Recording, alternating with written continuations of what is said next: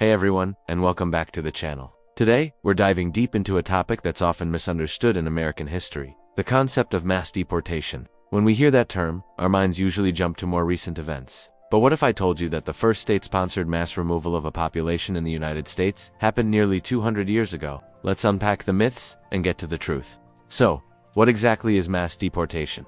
It's not just about a few individuals being sent back. It's a large-scale, systematic action by a government to forcibly remove a specific group of people from a country or territory. This process is planned, organized, and carried out by state authorities, making it an official policy. Think of it as the government deciding that an entire community no longer has the right to live where they are, and then using its power to make them leave.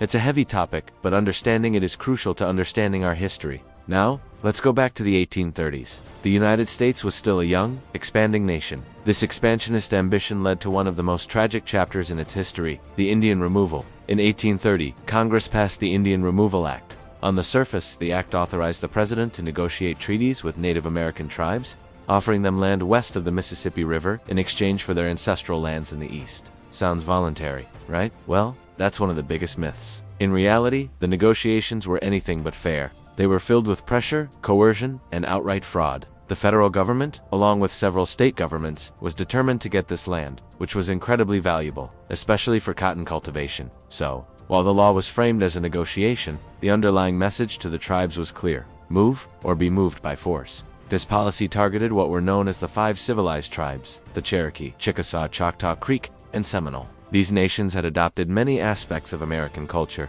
including farming techniques, written constitutions, and even Christianity, hoping to coexist peacefully.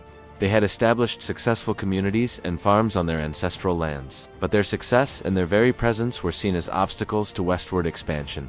The policy wasn't about negotiation, it was about removal. This sets the stage for the devastating forced marches that would become known as the Trail of Tears, which we'll explore more in our next video. It's so important to understand these events for what they were: a state-sponsored mass deportation. Acknowledging this painful history is the first step toward a more honest understanding of the nation's past. Thanks for watching, and don't forget to like, subscribe, and hit that notification bell so you don't miss our next discussion.